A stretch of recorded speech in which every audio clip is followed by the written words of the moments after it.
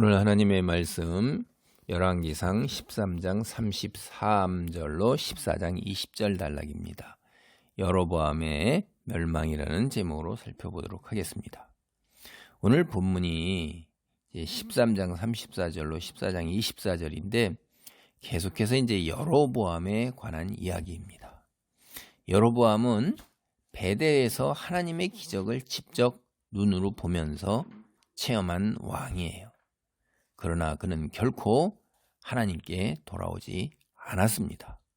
열왕기상 13장 33절로 34절 말씀입니다. 여로보암이 이 일 후에도 그의 악한 길에서 떠나 돌이키지 아니하고 다시 일반 백성을 산당의 제사장으로 삼되 누구든지 자원하면 그 사람을 산당의 제사장으로 삼았으므로 이 일이 여로보암의 집에 죄가 되어 그 집의 땅에서 끊어져 멸망하게 되니라.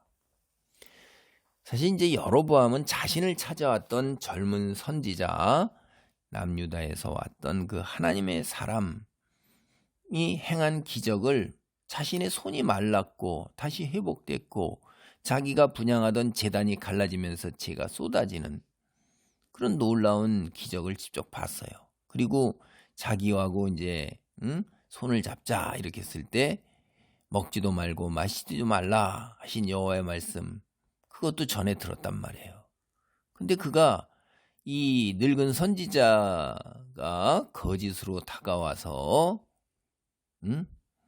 그 유혹하는 바람에 넘어가서 음식을 먹고 마시고 결국 그 하나님 명령에 따르지 않아서 사자가 길에서 찢어 죽였다 하는 이야기를 들었을 거예요. 그래서 이상한 일이다. 하나님의 말씀이 이루어진 것이 나귀는 찢지 않고 사자나 나귀도 그 길에서 찢어 죽인 하나님의 사람 옆에 머물러 있더라. 신기하게.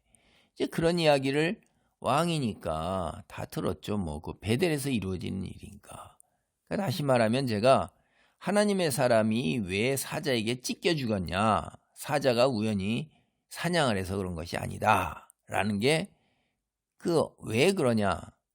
그냥 옆에 같이 있더라. 그런 거. 그래서 하나님께서 떡도 먹지 말고 물도 마시지 말라 하신 곳에서 떡을 먹고 물을 마셨기 때문이라는 것. 그리고 신기한 현상이 있었다는 것 전에 들었을 거예요. 이제 사자와 나귀가 사실은 이게 남유다를 상징을 하고 나귀가 하몰이라고 그래가지고선요 북이스라엘을 상징하는 것입니다. 아무것도 할 수가 없어요. 그냥 옆에 하나님께서 이렇게 심판을 내리실 때 그게 자기 여로보암 악한 자기도 상징하는 겁니다. 그럼에도 불구하고 이 여로보암의 마음 끝까지 하나님으로부터 등을 돌린 거예요. 여기서 우리가 다시 한번 앞서 제가 말씀드린 것처럼 기적은요 결코 사람의 마음을 하나님께로 돌이키게 할 수가 없습니다. 출애굽 당시에 기적을 10가지나 봤어요. 홍해바다 기적까지도 봤어요. 광야에서 40년 동안 불기둥 구름기둥으로, 그리고 만나로 메추라기로 반석을 깨서 물을 먹이시고, 그 기적이잖아요. 그런데도 그들은 어떻게 해요? 완악하다 이 말이에요. 기가 막힌 거예요. 사람이 이게 기적, 은사, 이게 사람의 마음을 하나님께로 돌이키게 한다. 성경은 그렇게 보여지지 않습니다. 사례를 보면, 성경을 보면. 그래서 우리가 하나님께 삼아야 할 은사가 뭐냐? 죽은 사람 살리고, 암처럼 불치병 고치고, 미래를 예언하고, 우리는 이런 초자연적 은사가 굉장히 우리를 폼나게 만들죠. 응? 우리를 권위 있게 만들고, 진짜 하나님의 사람처럼 만들고, 다른 사람들 박수치고, 우러러보고, 곁에 모이고 이러죠. 그러니까 우리가 그런 걸 좋아하는 거예요. 기도하면 착각 기적이 일어나고 손만 갖다 딱 대고 그러면 뒤로 벌러덩 넘어지고 아유 참 완전히 그냥 거의 쇼를 하는 겁니다. 쇼를 그냥. 우리가 이 땅에서 하나님의 사람으로 살아가는데 뭐가 필요해요? 그거 그렇게 하고 한순간 그렇게 한 다음에 그거 여기서 뭐 문제 해결되고 병 낫고 그렇습니까? 퍼포먼스죠. 그냥 다 완전히. 진짜는 뭐냐면 이 땅에서 하나님의 사람으로 살아가는 거예요. 그게 능력이에요. 그 굉장히 어려운 능력입니다. 그건 기적이 있어야 돼요.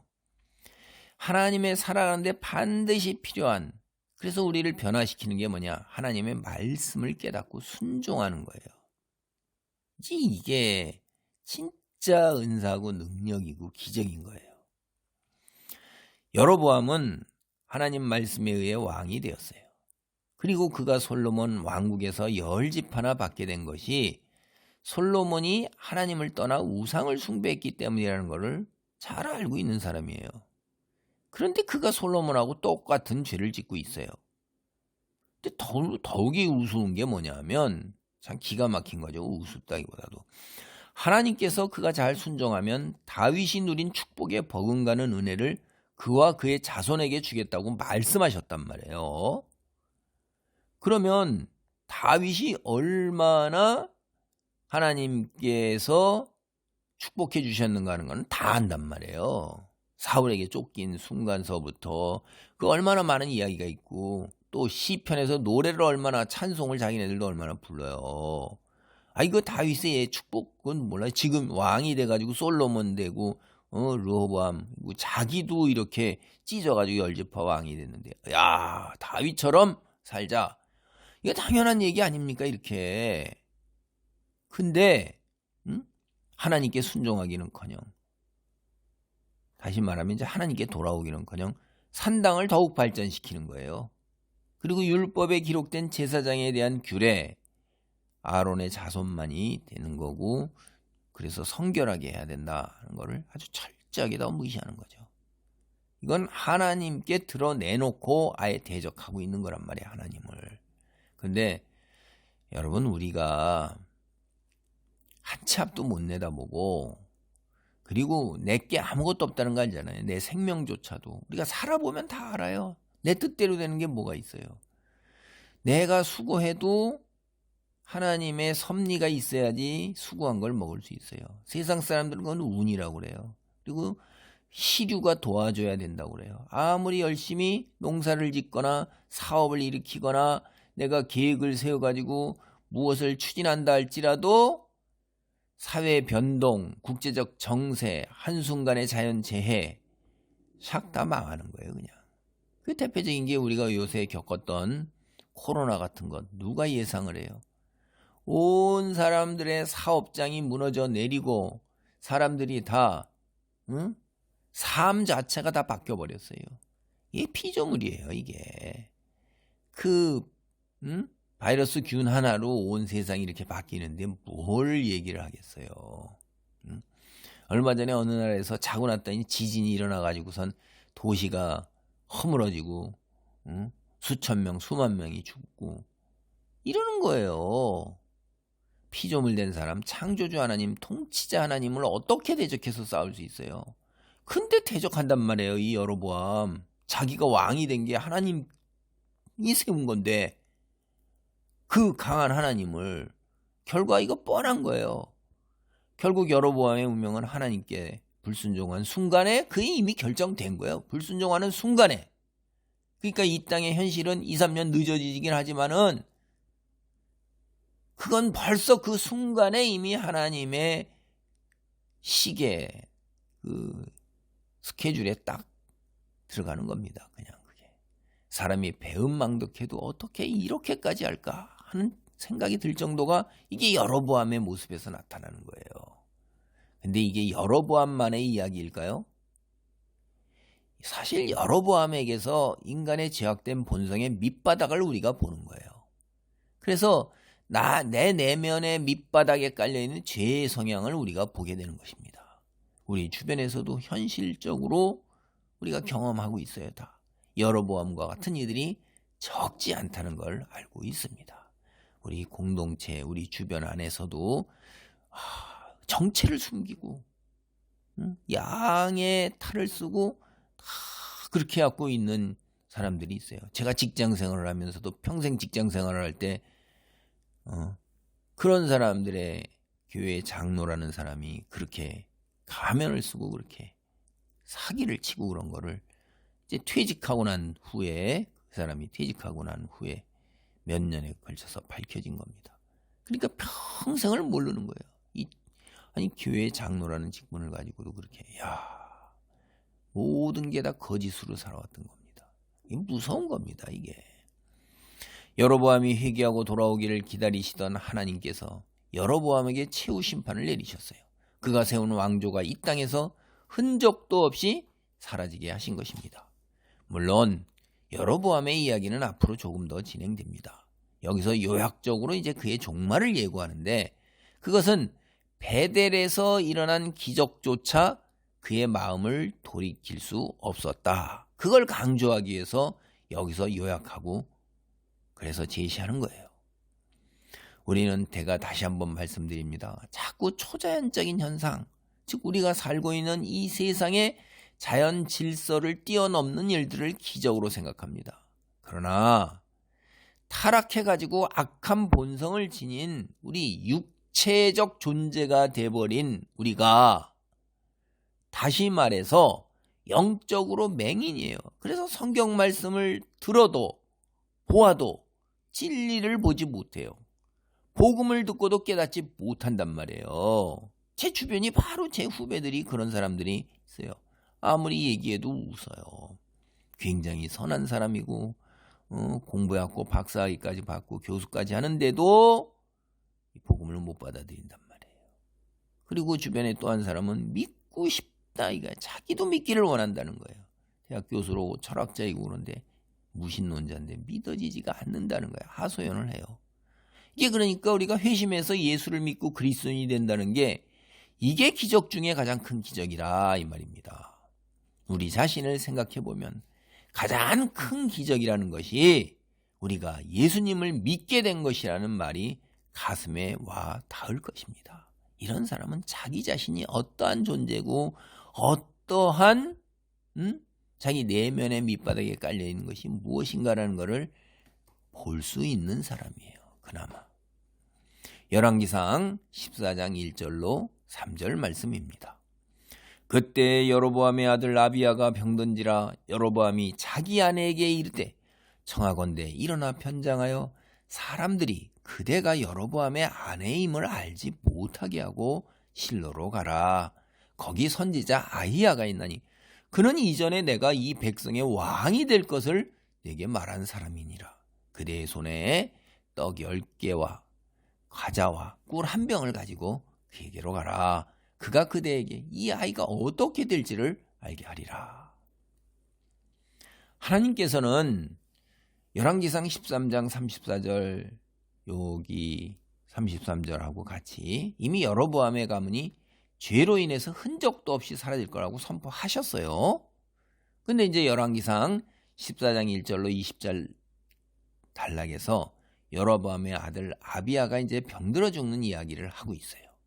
그래서 앞서 이미 선포한 이야기를 구체적으로 여기서 이제 설명을 해주고 있는 것입니다. 그래, 아비야가 알아누웠다는 정보, 즉 1절로부터 6절까지가 그가 죽었다는 정보, 17절로부터 18절이 선지자 아히야가 여로보암에게 선포하는 하나님의 심판 신탁, 요게 이제 감싸고 있는 거예요. 그러니까 샌드위치처럼 이 문단의 한 큰 단락을 보면 앞과 뒤가 있고 내용이 이제 가운데 들어 있습니다. 이렇게 될 때 이게 한 문단이구나라는 걸 우리가 파악하고 무슨 이야기가 여기서 하고자 하는가라는 걸 파악할 수가 있어요. 그러니까 성경은 이런 부분이 굉장히 많이 나옵니다. 그래서 어디서 끊어 읽을 거 어디가 한 덩어리가 될까 하는 걸 여러분 이런 걸 가지고 알 수가 있습니다. 오늘 성경 본문에서 선지자 아히야의 심판 신탁이 나오는데 이것이 큰 권위를 지니고 있는 게 두 가지 이유예요. 첫째, 열왕기상 11장 29절로 39절을 보면 여로보암을 왕으로 세우시겠다는 하나님의 의지, 그거를 여로보암에게 알려준 선지자가 아히야예요. 그러니까 여로보암의 왕권, 그러니까 여로보암이 왕이 된 것, 선지자 아히야가 선포한 예언 그대로 다 이루어졌어요.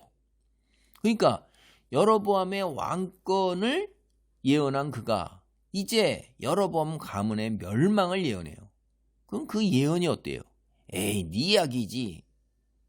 그렇게 될 리가 없잖아요. 앞에서 이루어졌으니까.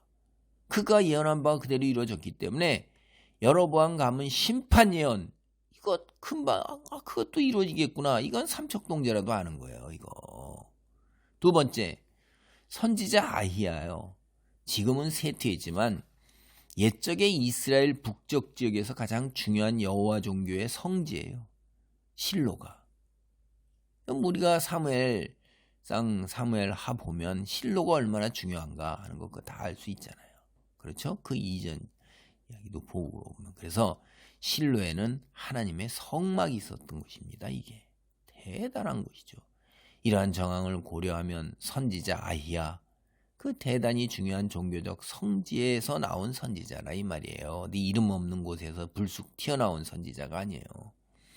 이 심판 신탁이 매우 큰 권위를 지니고 있는 것입니다.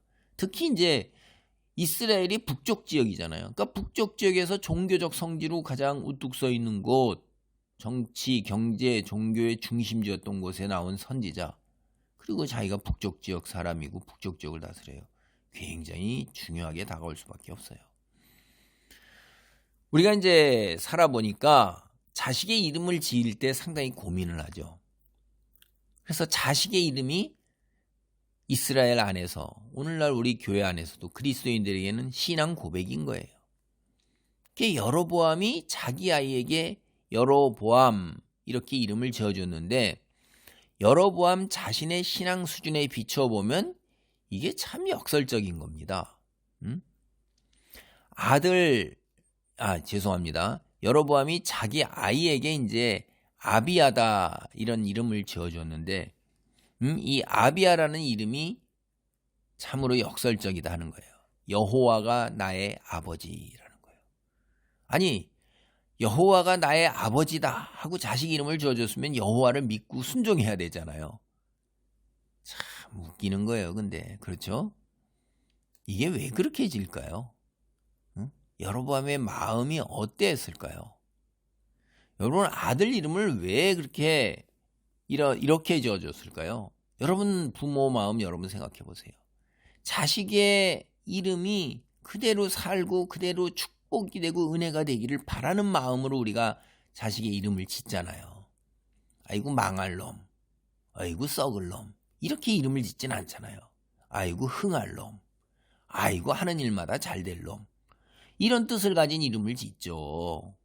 그러니까 좋은 이름, 아름다운 이름을 지니까 세상에 여호와와 같은 신이 없다는 것을 여로보암도 지식적으로는 안다는 거죠. 그러니까 자식이 여호와의 축복을 받기를 바라는 거예요. 지는 거부하고 대들면서 여호와를 순종하지 않으면서도 여호와께 축복하시기를 바라는 것.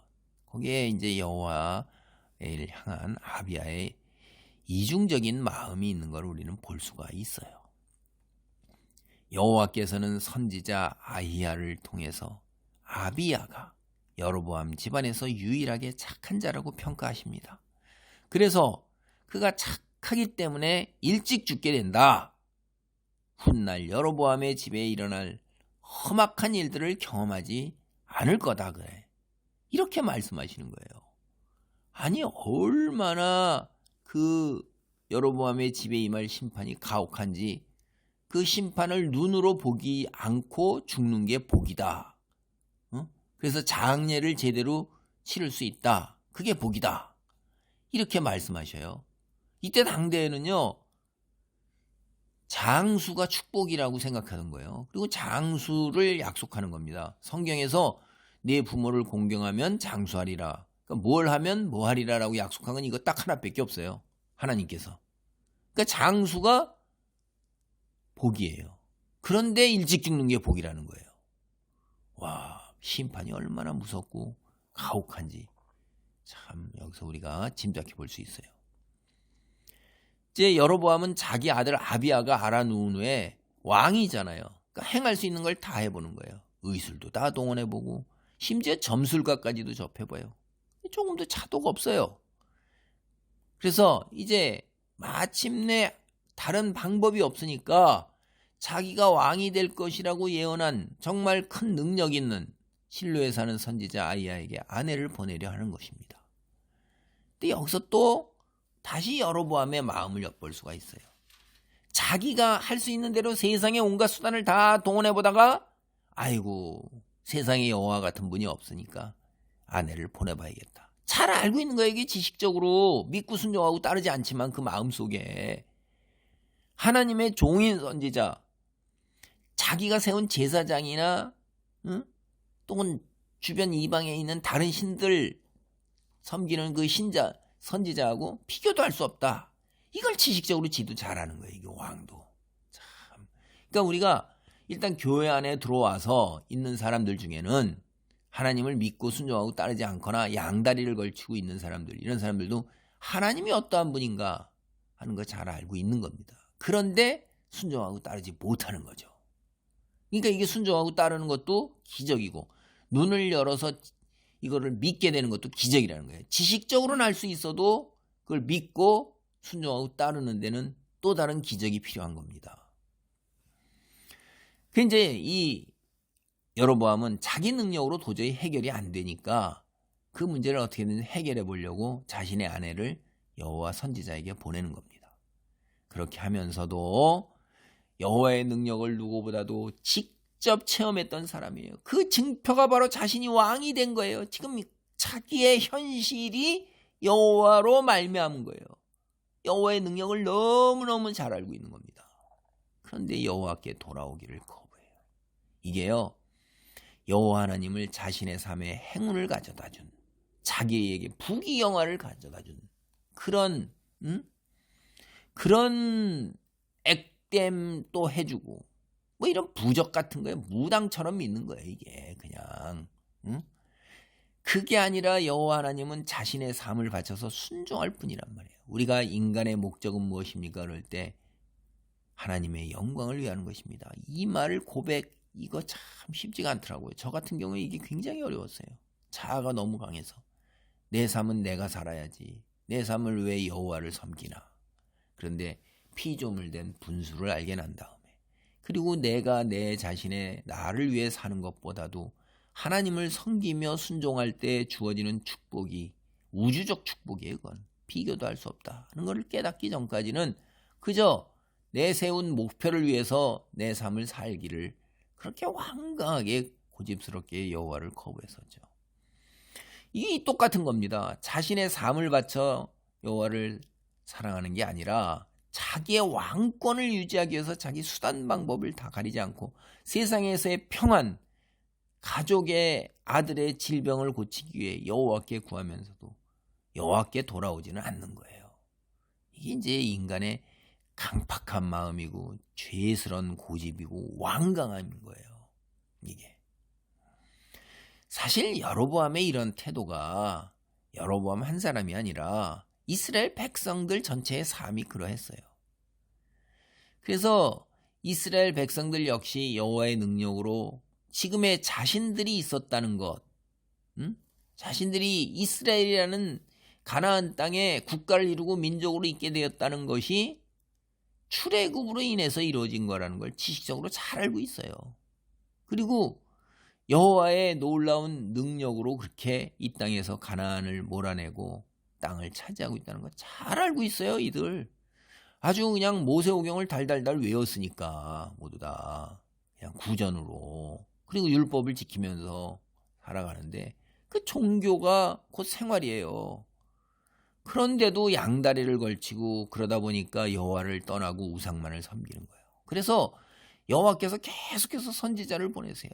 예를 들면 이사야, 에스겔, 다니엘 계속 보내신다 이 말이에요. 그리고 또 소선지서에 나오는 선지자들 많잖아요. 스가랴, 하박국, 미가, 마지막으로 온 선지자가 말라기입니다. 그 소선지서만 해도 11명이에요. 끊임없이 회개하고 여호와께 돌아오라고 하나님께서는 그들을 보내신 것입니다. 그래서 예수님이 뭐라고 그래요? 포도원, 계속해서 포도원 주인이 계속해서 사람을 보내는데 안 받아들이잖아요. 그러니까 아들을 보내는데 아들은 받아들이리라 하는 거. 이게 그 이야기가 이 비유입니다. 이게 계속해서 하나님께서 선지자들을 보냈지만, 그리고 돌아오라 외쳤지만 이스라엘 백성은 끝까지 완강하게 거부한 거예요. 그래서 고집센 황소 이렇게 하는 겁니다. 여호와께 등을 돌린 거예요. 구약 성경을 통해서 우리는 알 수 있습니다. 오늘날 그리스도인이라 불리는 사람들, 하나님을 믿고 교회를 다니는 이유가 뭔가요? 다시 말해서 하나님을 믿는 목적이 뭐예요? 믿음의 본질이 무엇랑? 제가 그걸 여쭤보는 겁니다. 이게 좀 오늘 영적으로 좀 수준 높은 이야기를 해볼게요. 세상에서의 형통을 위해서요? 교회 나오면 사업이 잘 되고 병이 낫고 건강하게 됩니다. 자식이 잘 됩니다. 그래서 삶이 풍요롭고 평안해집니다. 이렇게 교회 나오세요. 야, 그거는 아닌 것입니다. 또 조금 수준이 있는 사람은 아이 그건 아니지 이렇게 대답하면서 기도 제목을 보면 여기에 머물러 있는 경우가 적지 않아요. 조금 더 이제 제가 더 영적 수준이 높은 이야기를 하면 이제 이걸 천국 가기 위해서 이렇게 대답한단 말이에요. 왜 교회 나오고 왜 믿습니까?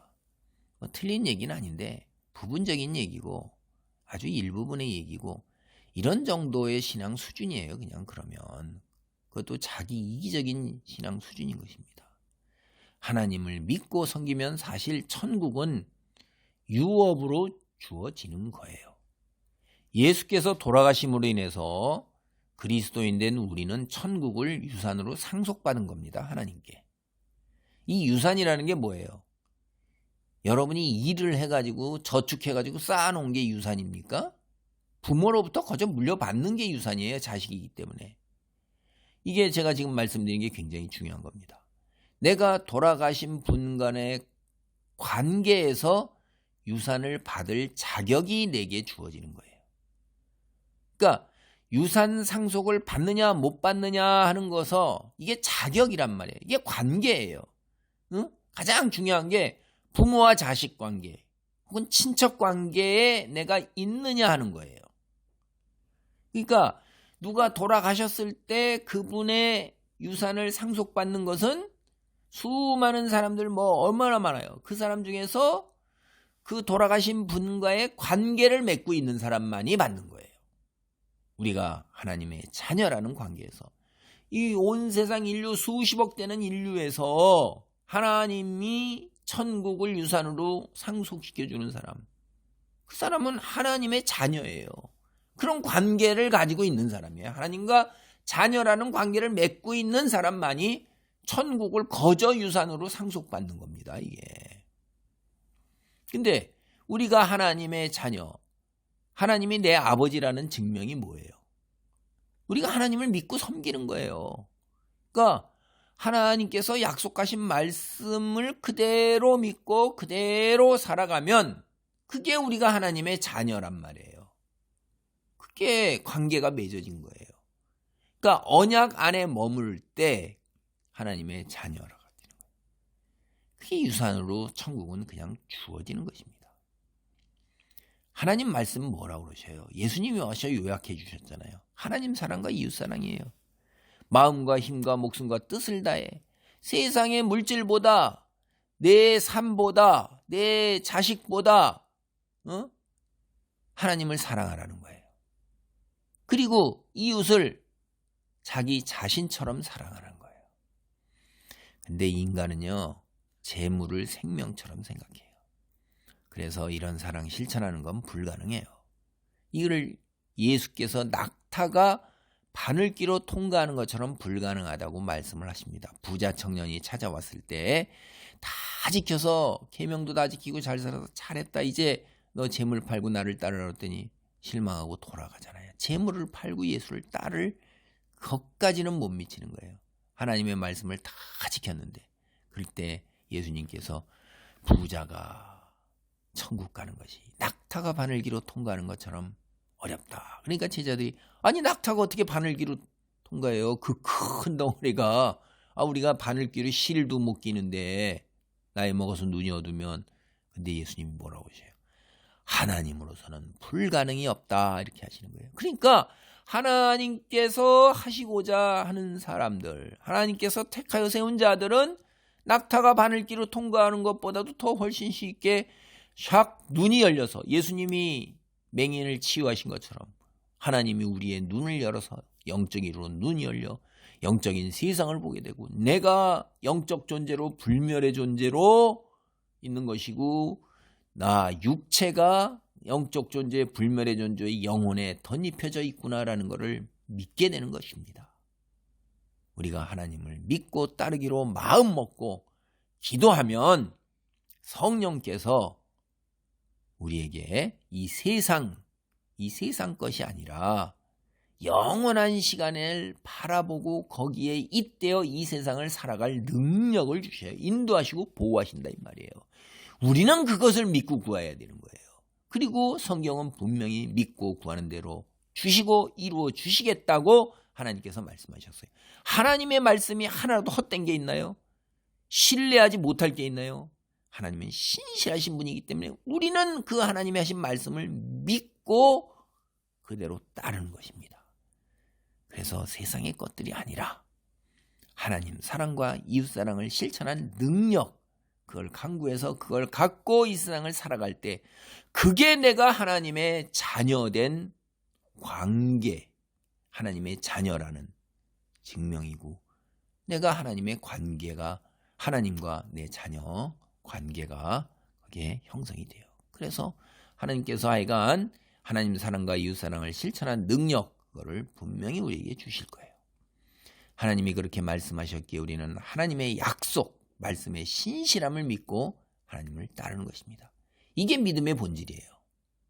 하나님이 세상을 창조하신 전능하신 분이라는 것, 하나님의 아들 예수께서 우리를 구원하시기 위해 이 세상에 오셨다는 것을 그 믿는 거를 믿음이라고 오해하면 안 돼요. 그건 지식적으로 하는 거예요. 지식적으로 한다고 해서 그것이 그리하여 종교 행위를 한다고 해서 그걸 믿음이라고 생각하면 안 됩니다. 지식의 토대 위에서 하나님을 아버지로 믿고 따르는 것. 하나님 아버지께서 하나님의 백성, 하나님의 아들이라고 나를 부르시게 됩니다. 이로 인해서 나의 신분이 바뀌는 거예요. 하나님과 부모, 자식 관계를 맺게 되는 거예요. 그래서 내가 천국을 유산으로 상속받는 것입니다. 오늘 영적으로 상당히 어려운 수준의 이야기를 했어요. 영적 안목 그게 트이기를 기도하면서 과연 성경이 제가 말씀드린 대로 이야기하고 있는지 살펴보시기 바랍니다. 여로보암은 아내에게 떡 10개하고 과자, 꿀 1병을 가지고 가라고 했어요. 그는 아직도 하나님이나 선지자를 이런 것들로 매수할 것이라고 생각한 건가요? 여로보암의 아내는 남편의 지시대로 변장을 하고 길을 나섭니다. 열왕기상 14장 6절로 20절 단락 중에서 6절로 9절을 보겠습니다. 그가 문으로 들어올 때 아히야가 그 발소리를 듣고 말하되 여로보암의 아내여 들어오라. 내가 어찌하여 다른 사람인지 아느냐? 내가 명령을 받아 흉한 일을 내게 전하리니 가서 여로보암에게 말하라. 이스라엘의 하나님 여호와의 말씀이 내가 너를 백성 중에서 들어 내 백성 이스라엘의 주권자가 되게 하고 나라를 다윗의 집에서 찢어내어 네게 주었거늘 너는 내 종 다윗이 내 명령을 지켜 전심으로 나를 따르며 나 보기에 정직한 일만 행하였음과 같지 아니하고 내 이전 사람들보다도 더 악을 행하고 가서 너를 위하여 다른 신을 만들며 우상을 부어 만들고 나를 노엽게 하고 나를 내 등 뒤에 버렸도다. 선지자 아히야 매우 늙었어요. 앞을 볼 수 없는 것입니다. 시력이 이제 여호와께서 그에게 임해서 여로보암의 아내가 변장해서 들어오므로 그녀에게 하나님의 말씀을 전하라고 명하셨어요. 선지자를 속이기 위해 시간을 들여 변장을 했지만 팔소리만으로도 알아챈 선지자가 그녀가 기대하고 바라는 말을 해주지 않았어요. 정말로 듣기 꺼려하고 두려워하는 신탁을 전해준 겁니다. 6절로 16절이 그 얘기예요. 여로보암은 아들 아비야의 병 때문에 아내를 보냈지만 선지자는 그 아들이 아닌 왕권에 대해서 먼저 말을 해줘요. 여로보암이 하나님의 은혜에도 불구하고 다윗처럼 살지 않았을 뿐 아니라 지금까지 이스라엘 역사에 있었던 그 어느 왕보다도 더욱 악하게 행하고 우상을 만들어 숭배했으니 그 대가를 치르게 날 날이 곧 오리라. 이게 하나님의 준엄한 심판의 말씀이에요. 아히야가 오래전에 여로보암을 왕으로 세우면서 내가 순종하면 다윗에게 내려준 축복을 너에게도 내려주겠다. 그러한 말씀이 그의 불순종으로 인해서 실현되지 않았다는 걸 여로보암에게 재차 분명하게 확인시켜 주는 겁니다. 이게 하나님은 여로보암의 집안을 쓰레기를 쓸어보듯이 모두 쓸어버릴 거란 말이에요. 10절에 그리고 그에게 속한 사람은 모두 다 멸절을 당할 거라고 하셨어요. 11절을 보면. 그리고 그 증표가 뭐냐? 응? 여로보암의 아내가 집에 돌아가 도착하는 순간에 그 아들 아비야가 죽을 거라. 그 말을 덧붙였어요. 12절에 그렇게 얘기했습니다. 근데 이 아이의 죽음 증표입니다. 여로보암의 집안에 임할 하나님의 심판, 그 증표예요. 그리고 그 아이에게는 그게 불행이 아니라 축복이란 말이에요. 13절에 보면 여로보암의 집안 사람들 중 유일하게 착하게 살았으므로 험한 꼴 보지 아니하고 일찍 죽도록 하나님이 배려해 주셨다는 거예요. 참 영어 속담에 보면요, 오직 착한 사람만이 일찍 죽는다. Only the good die young. 이런 말이 있어요. 이게 여기에 어울리는 말이죠. 이제 여로보암 이후에 그의 아들 나답이 왕이 되어서 2년 정도 통치하다가 바하사에게 죽임을 당해요. 그 집안 사람이 모두 바하사에 의해서 싹 쓸어버림을 당합니다. 하나님께서는 벌써 이 말 여로보암이 왕이 되어서 하나님께 등을 돌렸을 때 심판을 준비하신 거예요. 그리고 말씀이 이 땅에서 이루어지는 것은 지금 즉시로 이 말을 듣는 순간에 일어났지 않으면 하나님의 계획과 섭리 안에서 이미 벌써 뿌리가 뽑히고 쓰레기처럼 버려지고 되돌이킬 수 없는 것입니다. 아이야는 여기서 또 하나의 무서운 예언을 하고 있어요.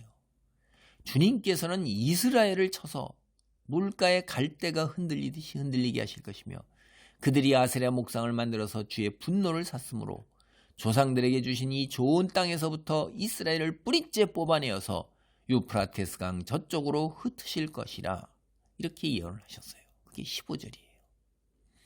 북이스라엘 언젠가는 포로가 되어 다른 나라로 끌려갈 것이 이미 벌써 예언되어지고 있다 이 말이에요. 나라가 출범하자마자 북이스라엘 왕국은 그냥 곱장 사형 선고예요. 그들이 거짓 여호와로 금송아지를 만들어 단과 베델에 세워놓고 참 여호와 하나님을 섬기지 않았기 때문에 그렇습니다.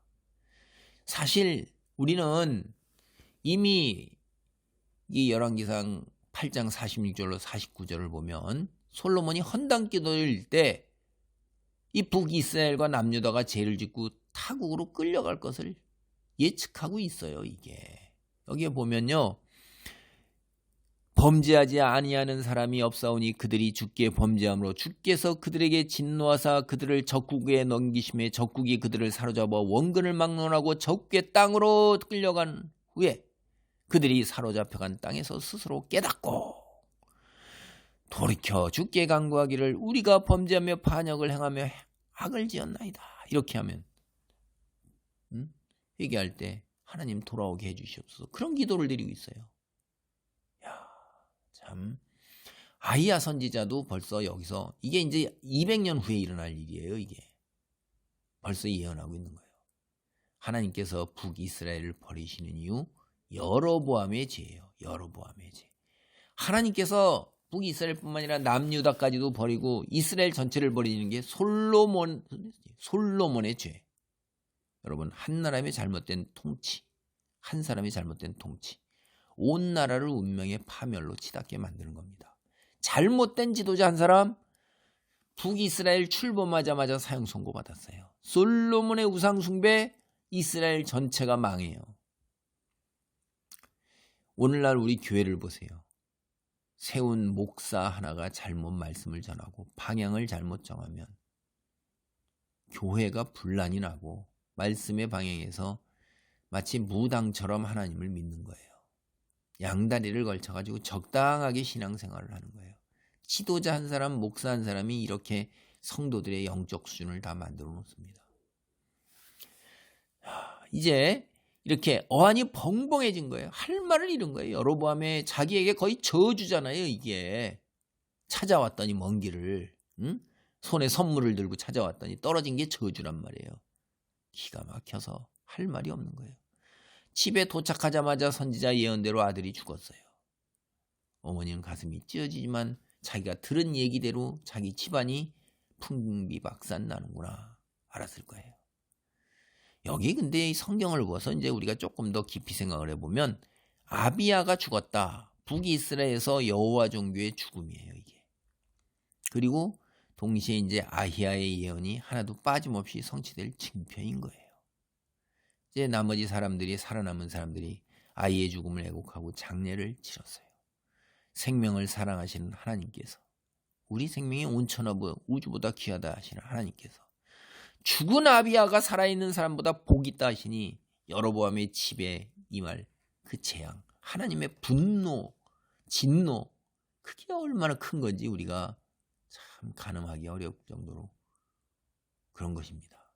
아들의 죽음마저도 보면서도 강팍해질 대로 강팍해진 여로보암의 마음, 하나님께로 되돌아오지 않는 거예요.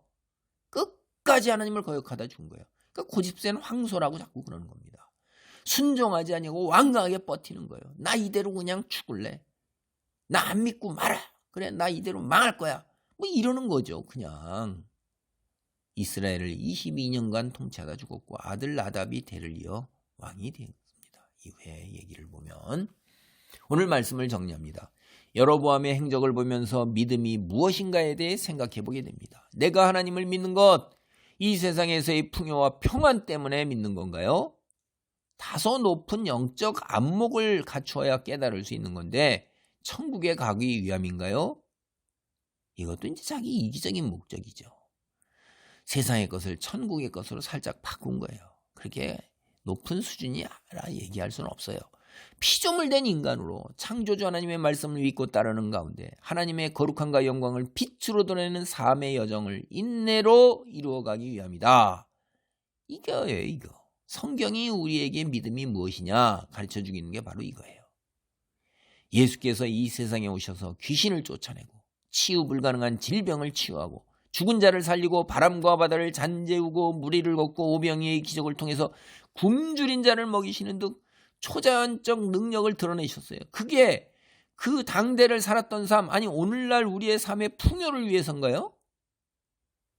부분적으로는 그런 거 우리의 처한 문제를 해결해 주시는 건 우리를 긍휼히 여기셔서 그런 부분이 있어요. 그러나 그 본질은 사실은 그 당대의 사람들에게 그리고 후대의 우리들에게 하나님의 아들이고 구세주요 메시아라는 그것을 드러내는 거예요. 그런 걸로 우리의 문제를 해결해 주시는 게 아니에요. 그것도 있는데 그거는 극히 들어있는 것의 일부의 답이고 하나님을 잘 믿고 열심히 기도하면 세상의 모든 문제가 해결되고 병이 치유된다. 그걸 우리에게 보여주는 게 아니에요. 우리에게 그런 이적이 일어나지 않는 것, 우리의 믿음이 부족해서 우리가 기도가 부족하기 때문에 그렇다. 다시 말해서 하나님께 헌금을 드리고 금식하고 그냥 지극정성으로 뒹굴뒹굴 구들면서 매달리면 당면한 모든 문제와 우환과 질병이 해결되는 거다. 그걸 보여주기 위해서 그런 거 하신 거 아니라는 거예요. 정말로 예수님이 우리의 구원을 위해서 오신 건가요? 질문에 스스로 답해 보세요. 믿음이 무엇인지 지금보다 한두 단계 더 높은 영적 차원의 그 안목이 열리는 그런 은혜가 있기를 바랍니다. 아멘.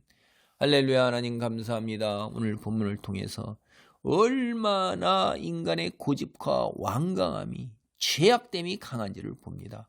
여호와 하나님이 지식적으로는 세상의 창조주여 통치자라는 걸 알면서도 지금 자기가 누리고 있는 모든 것이 여호와로 말미암은 것이란 것을 알면서도 여호와를 거부하고 끝까지 죄 속에서 죽어가는 인간의 그 완악함, 고집, 강팍함을 봅니다. 내 속에도 깔려있는 그런 것들 하나님께 부셔주시고 이 세상이 아닌 영원한 시간에 잇대어 사는 하나님 내게 주어진 소명, 온 세상에 하나님의 거룩함을 빛으로 드러내는 하나님 사랑과 이웃사랑을 실천하는 하나님의 자녀로 살아가게 도우소서. 예수님의 이름으로 기도하옵나이다. 아멘.